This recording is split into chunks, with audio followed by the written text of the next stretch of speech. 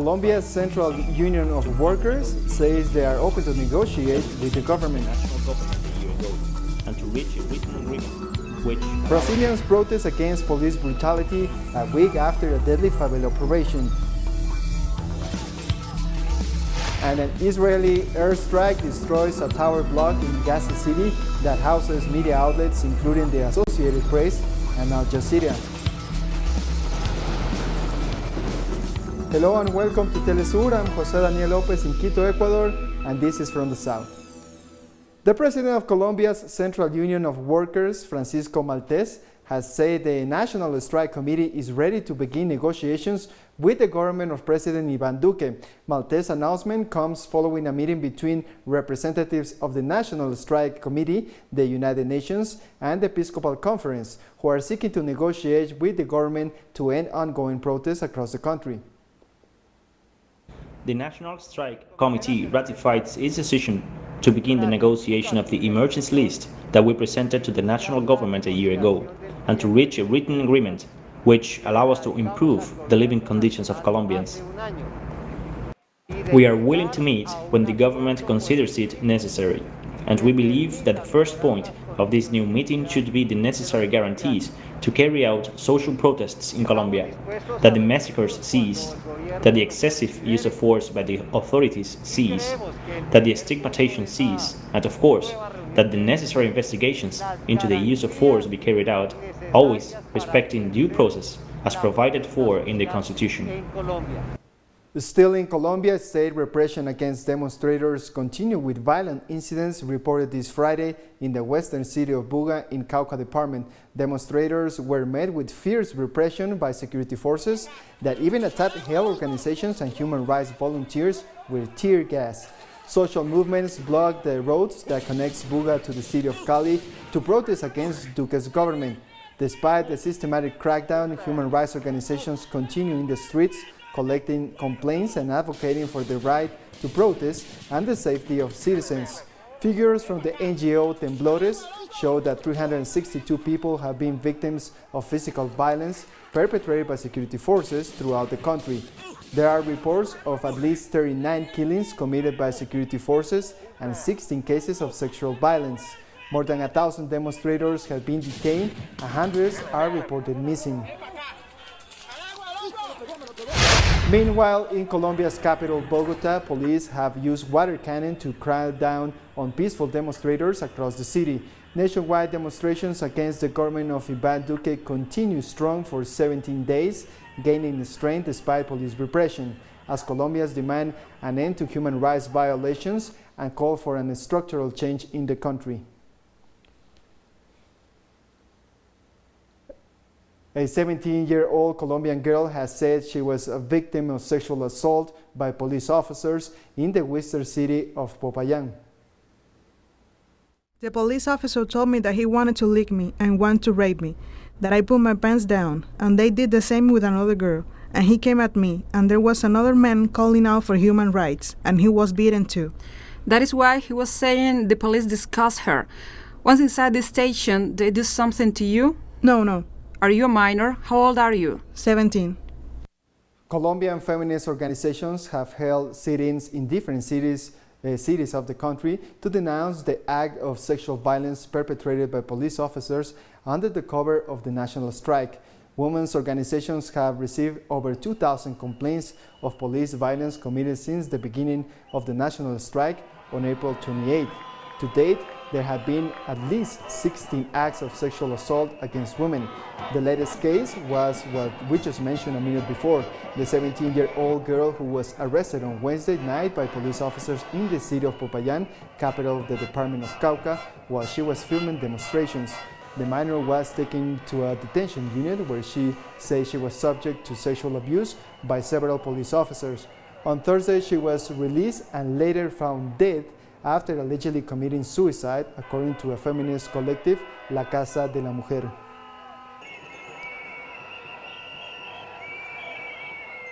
Chileans are going to elect the members of the Constituent Convention as well as regional and local authorities this weekend. Over 14 million voters are called to participate in these elections, where regional governors, mayors, and council members will be elected, as well as 155 members of the Constituent Convention, the body charged with drafting a new constitution to replace the current one, which has been in place since the Pinochet dictatorship. This historic move comes as a result of widespread massive demonstrations between October 2019 and March 2020 to demand fundamental changes in the country. There are more than 20,000 candidates standing in the polls. The elections, which were postponed due to the COVID-19 pandemic, are being held over 2 days in order to avoid crowding at police stations. This is a very important election, maybe the most important in several years, and studies show that this election will be very similar to the plebiscite of October 2020. That is, one of two Chileans is showing intentions to go to the polls. It might be 50 or 51% of electoral participation. We have 4 elections this weekend, but the election that is more important for Chileans is the Constitutional Convention, where we will be able to write, for the first time and in democratic way, a new constitution. It is a great possibility for the country to rewrite history and leave to future generations something prosperous, something that everyone wants. Thousands of Brazilians have taken to the streets to reject police brutality and racism a week after a raid in a favela of Rio de Janeiro that left 28 people dead. Protesters demanded an end to systematic racism against black Brazilians, who represent 55% of the population. Rio de Janeiro was shocked by the Jaca Risinho operation, during which police allegedly aimed to dismantle a drug trafficking gang, but unleashed undiscriminated violence and shootings, killing innocent people in the process. The May 6th raid was the deadliest police operation in the history of the city, which got used to violent raids in its poor and mostly black communities. In Rio de Janeiro, Sao Paulo, Brasilia, and Salvador de Bahia, citizens demanded the resignation of far-right President Jair Bolsonaro, who praised the police operation. What we see is that the black population is the one that dies the most, with more death by firearm, with a majority of unemployed, with less vaccinated population. So it is a policy of genocide, and necropolitics a policy of death. The pandemic is more than a year old and the people have no solution, no improvement. Our people are dying. They are being killed. Military action by the police in Rio de Janeiro has been forbidden inside the favelas since the beginning of the pandemic, but this massacre happened in Jacarezinho. And Brazilian athletes accredited to the Tokyo Olympic Games are being vaccinated with the Pfizer jab against COVID-19. Calmer, knowing that I am safe, waiting for the second dose and looking forward to the games to win medals for Brazil. I was stopped from competing in some countries, and now, with the vaccine, I feel that I will be able to complete my cycle of the last few months, well prepared for the Games, and without the fear of getting close to the Olympics and falling ill and stopping a 4-year preparation after 11 years dedicated to this sport. And we'll take a short break now, but we have more news in a minute. Don't go away.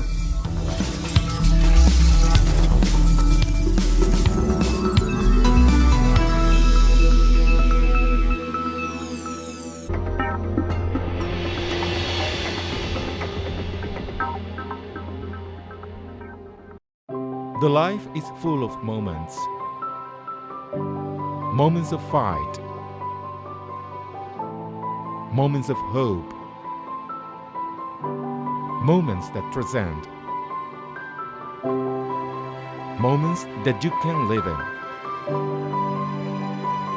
teleSUR documentaries.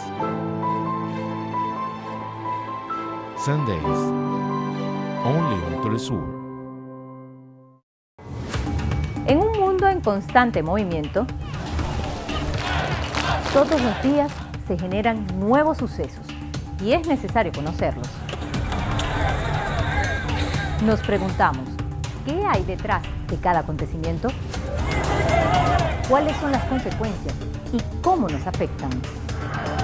Ante estas preguntas, buscaremos poner el punto en la I. Starting the eye.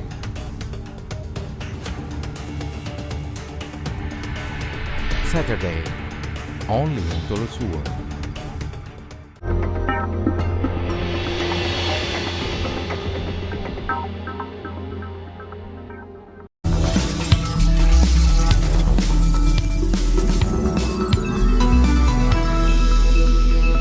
Welcome back.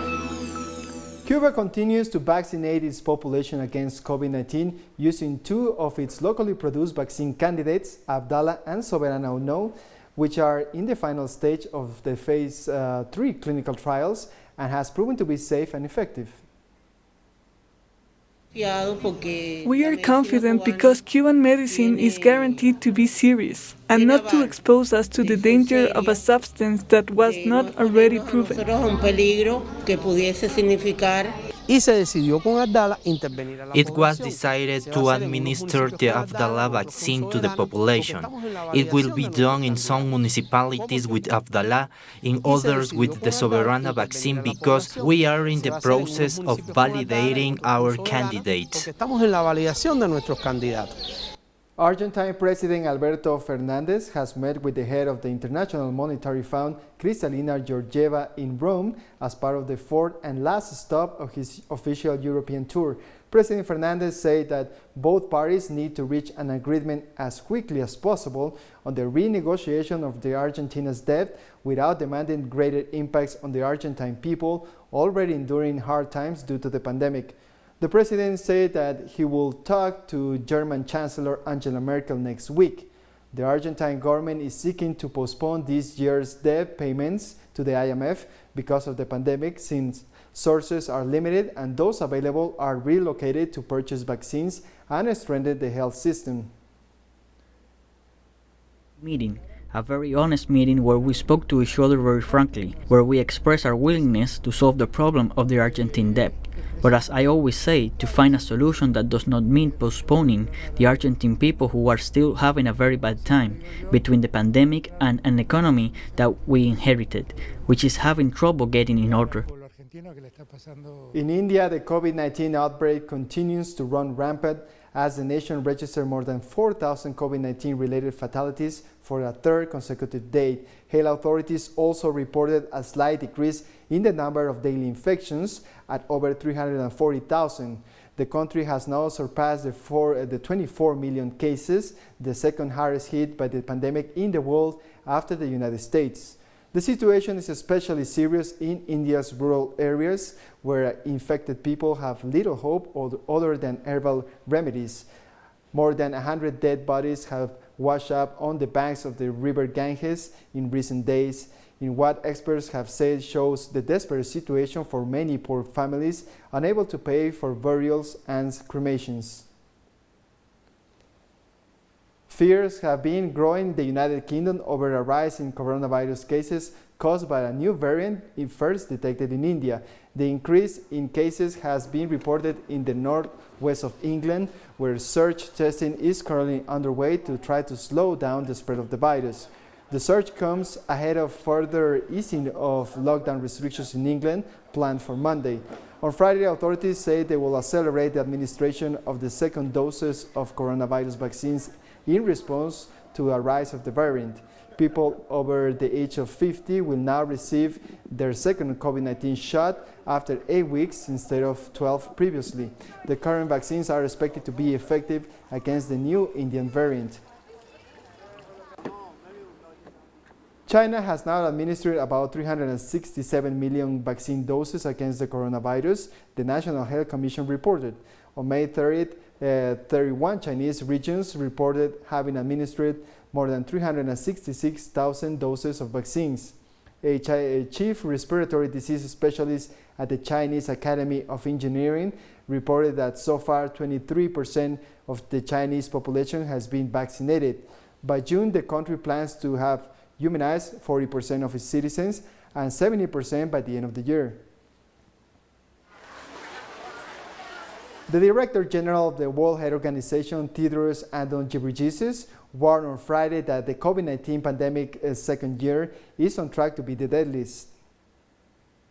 COVID-19 has already cost more than 3.3 million lives And we're on track for the second year of this pandemic to be far more deadly than the first.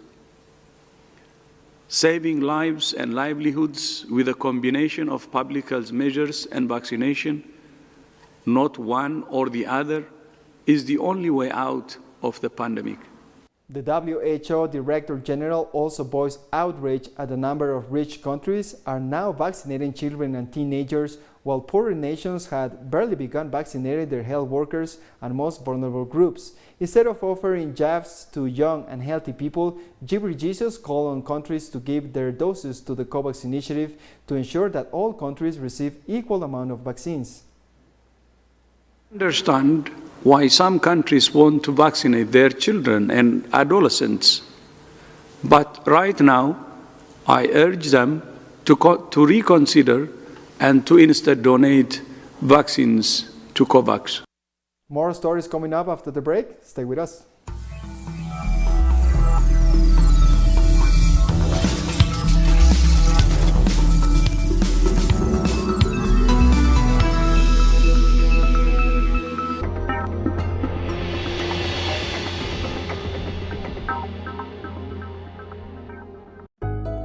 It is our duty to reverse the damage we cause to the planet. Let's recover our natural ecosystems with actions in defense of the environment. Let's keep fighting for a greener world.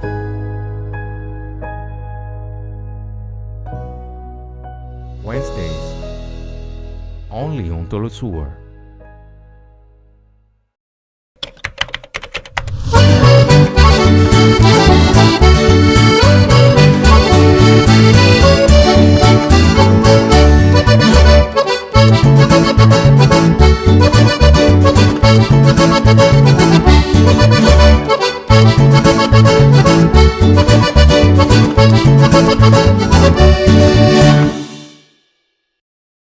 Pakistani journalist Tariq Ali analyzes the international media influence driven by the empire, acts as an analysis of political, economic and social life throughout Latin America through our stream and website in English, a critical space committed to truth to determine the conjuncture that moved the world today. The World Today. Mondays on teleSUR. En un mundo en constante movimiento, todos los días se generan nuevos sucesos y es necesario conocerlos. Nos preguntamos, ¿qué hay detrás de cada acontecimiento? ¿Cuáles son las consecuencias y cómo nos afectan? Ante estas preguntas, buscaremos poner el punto en la I. Dot in the I.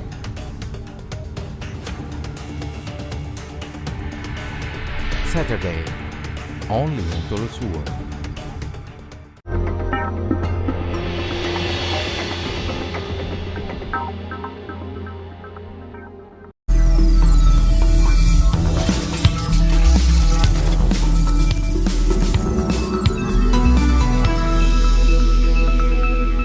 Welcome back. An Israeli airstrike has destroyed a tower block that houses media outlets, including the Associated Press and Al Jazeera. No casualties have been reported from the airstrike so far. The owner of the building said the Israeli military warned him about the planned strike, and people were evacuated before the bombing of the building. The Israeli army claimed that the building contained military assets belonging to Hamas. The attacks occurred after a senior U.S. envoy, Hadi Arm, arrived in Jerusalem to help broker a ceasefire. But while Hamas and Israeli officials signaled late Friday that they were open to discuss a ceasefire, fighting continued for much of Saturday, even as U.S., Egyptian, and Qatari officials attempted to negotiate a pause in fighting. Following continued airstrikes by the Israeli army in the Gaza Strip, scores of Palestinians have gone into the streets to protest in the West Bank. The Israeli army fired tear gas and stun grenades to disperse protesters, who retaliated by throwing stones to the police. 11 Palestinians were shot dead by Israeli forces across the occupied West Bank this Friday. Massive protests broke out across the West Bank in response to the ongoing Israeli attacks on Gaza, Jerusalem, and inner cities of Palestine occupied in 1948. Israeli occupation forces used live ammunition against demonstrators. Among those killed were several young men in their 20s, all shot in the chest by Israeli troops. Dozens were also injured in the clashes, mainly seriously. Power has been out in most areas of the Gaza Strip since Thursday night as a result of the ongoing Israeli attacks.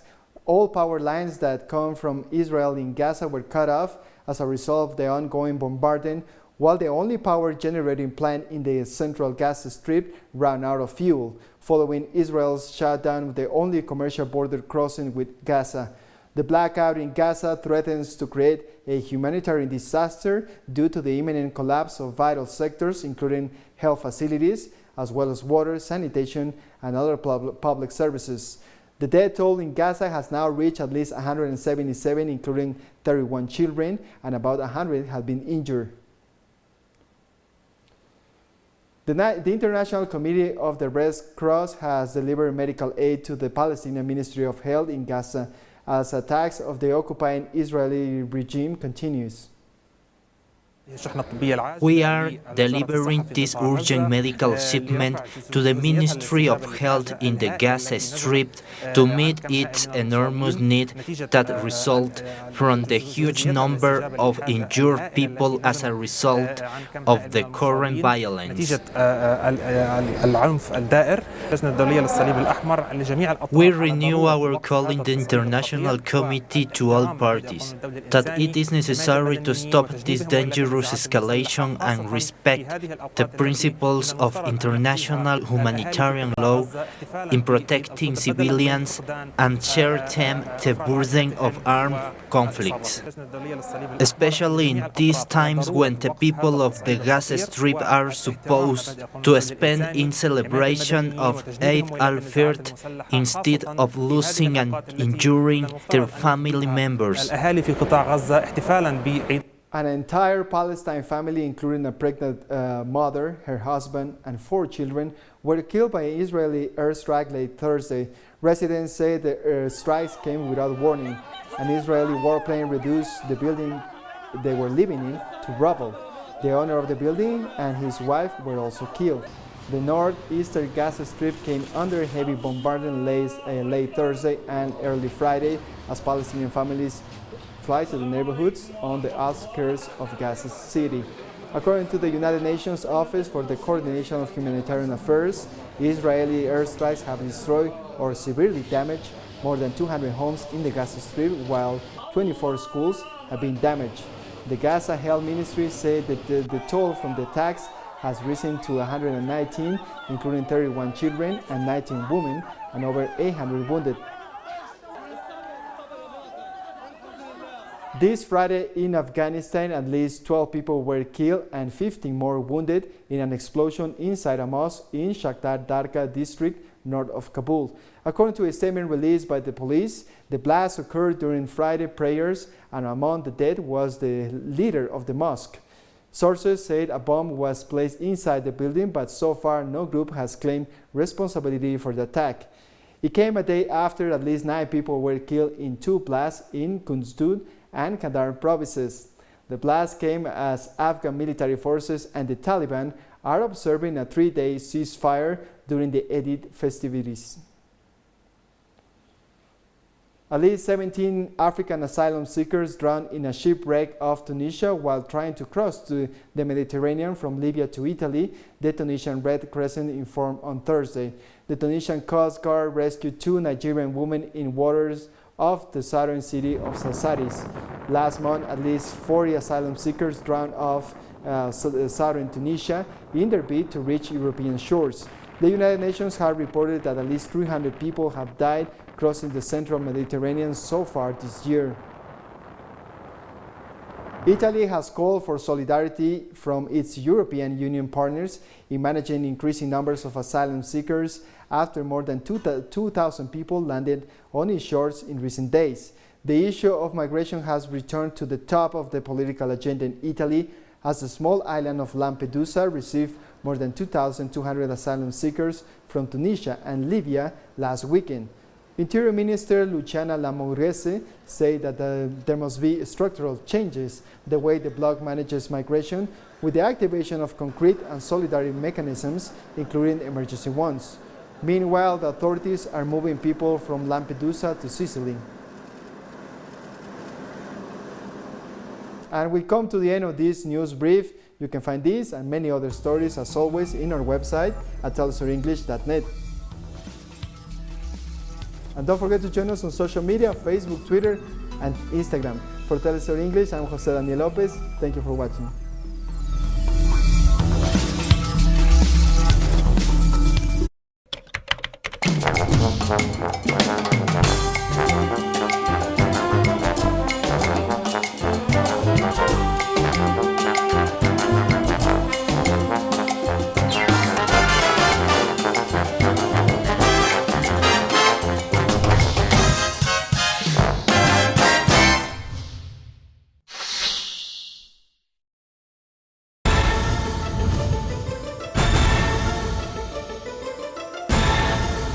Who's moving the chess man?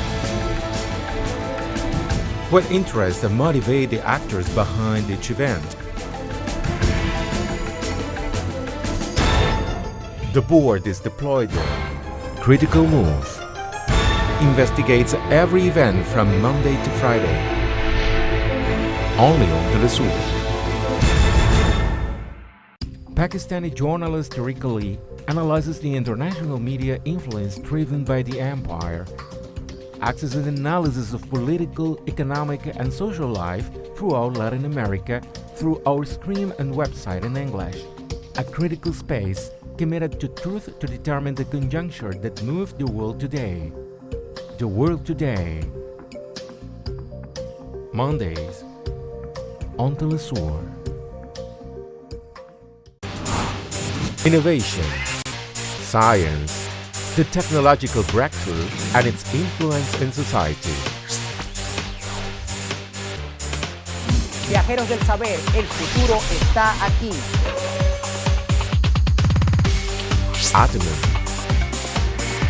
Monday, only on teleSUR. Hola, ¿qué tal? Sean todos muy bienvenidos a Vidas. Hay lugares donde el arte se unifica con el orgullo de los pueblos. Y esos lugares están llenos de colores, alegría, pasión, tradiciones, arraigo, valor y entrega. Real Life. Fridays. Only on teleSUR. En un mundo en constante movimiento, todos los días se generan nuevos sucesos y es necesario conocerlos. Nos preguntamos, ¿qué hay detrás de cada acontecimiento?